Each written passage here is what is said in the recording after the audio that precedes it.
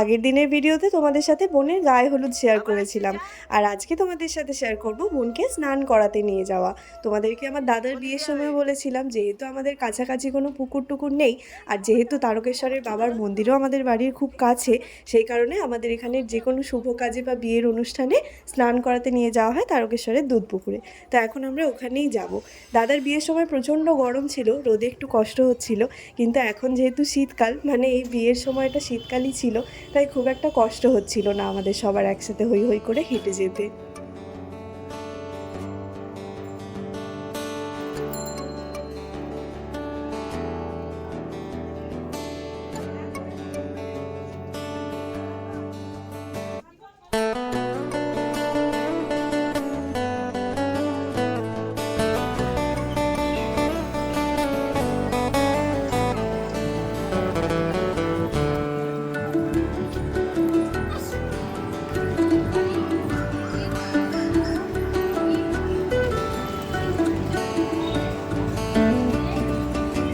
বাঙালির বিয়েতে এই গায়ে হলুদে স্নান করাতে নিয়ে যাওয়াতেও একটা নিয়ম আছে, জানো তো?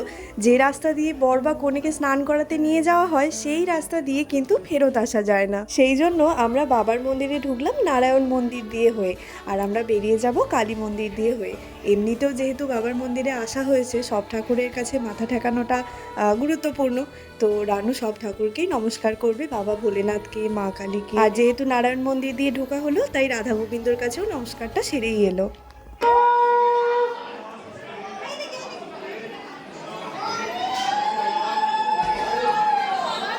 ভালো আছে।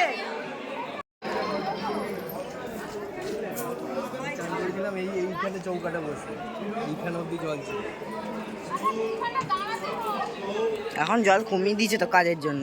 আমার ভাইপুই এবারেও ক্যামেরাম্যান, আর ও যে কথাটা বললো ও একদম কথাটা ঠিক বলেছে।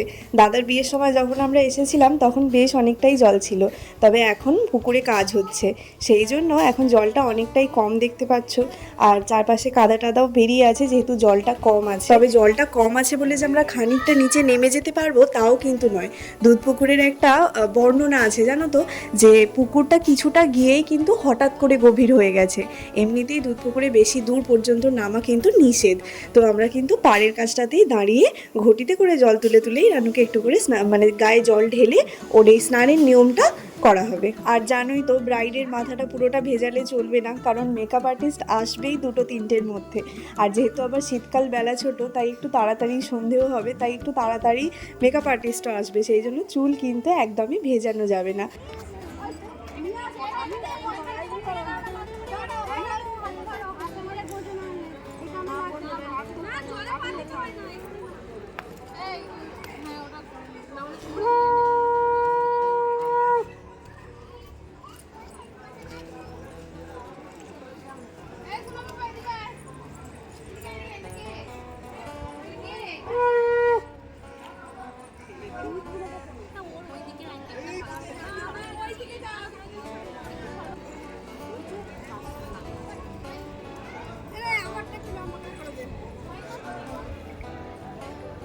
দাও দাও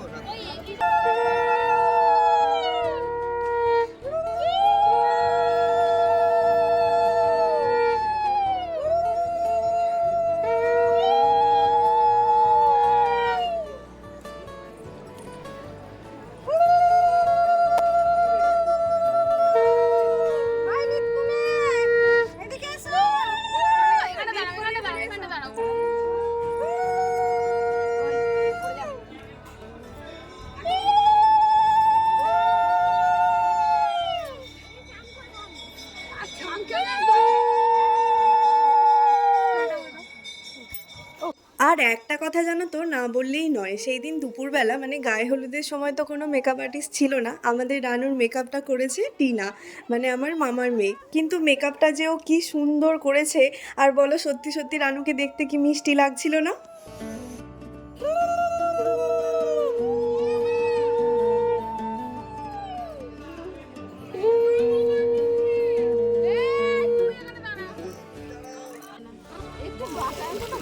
গাটা ভিজে হেয়ার ড্রায়ার আনবে তো টুপিটা হবে না, টুপিটা হবে না বউ।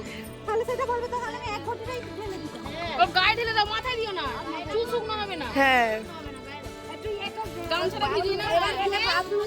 গামছাটা কেন মুখটা ধুয়ে নাও আর মুখ ধুতে হবে না ছাড় মুখ ধুতে হবে না ছেড়ে দাও গামছাটা ভিজিয়ে দিয়ে দাও শাড়িটা ভিজিয়ে দাও, শাড়িটা ভিজিয়ে দাও। ভিজে যাবে শাড়িটা পুরো ভিজিয়ে দাও হ্যাঁ শাড়ি ভিজিয়ে না ভিজলে হবে না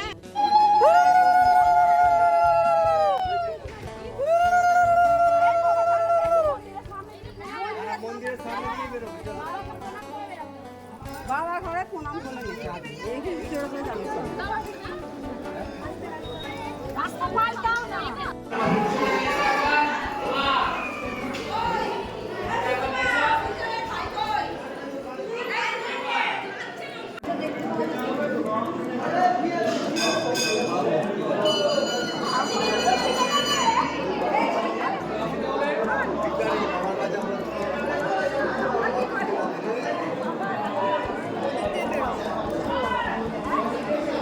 বাবা ভোলেনাথের গর্ভগৃহে ঢুকে প্রণাম করার সুযোগ কিন্তু সবসময় পাওয়া যায় না, তবে সেই দিনে রানু কিন্তু সেই সুযোগটা পেয়েছি। আর এখন মা কালীর কাছে মানে কালী মন্দিরে নমস্কারটা সেরে নিচ্ছে। এবার ওরা চলে যাবে বাড়ি, তবে আমি আর টিনা কিন্তু এক্ষুনি বাড়ি যেতে পারবো না, কারণ আমাদের আগের দিনে ফুলের কথা বলা ছিল একটা দোকানে, সেখানে আমরা ফুল আনতে যাব। এটার জন্য এতক্ষণ দেরি করেছো। আবার বিয়ে বাড়ি শেষ হয়ে গেছে, কিনতেও এসেছি। ঠিক দেখি লাগছে রাতে রে? পরবি? হ্যাঁ, দেখি রাতে পরবি? না ওর গলায় এবার একটা কালো কার দাও। ও এটা ভালো লাগছে না নেকলেসটা। না নেকলেসটা একটু ইউজ করে দিই। ঠিক আছে, চলো চলো দিদি। হয়েছে দেখি। আর এই গোলাপগুলো ভালোই গোলাপ দিয়েছিল। তো জিপসিটা নেবেন। হয়ে গেছে, পাহারা দিয়ে নেবে। এগুলো থাকবে তো মোটামুটি কালকে পর্যন্ত? দাদা কালকে পর্যন্ত থাকবে তো?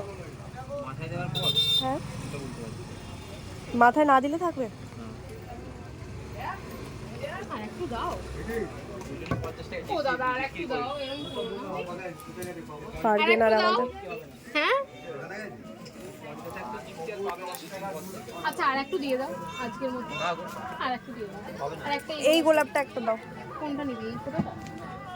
তাই না, আমার তো এইটাও ভালো লাগছে। তাহলে এটা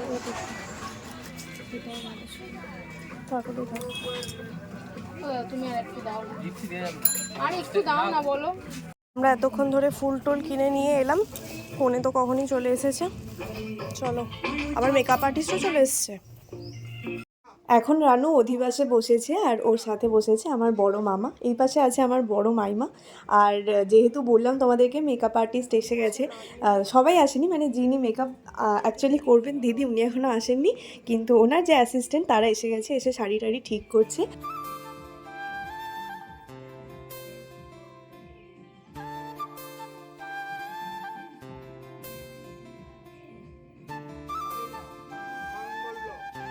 এই যে এদিকে মহারানীর বৃদ্ধিটা হয়ে গেছে তাড়াতাড়ি, তাহলে বল নে। মৌসুমিদিও এখনো আসেনি, চলে আসবে, তুই খেয়ে খেয়ে নে। না এখনো আসেনি, ওরা এসেছে, শাড়িটা পিন করছে।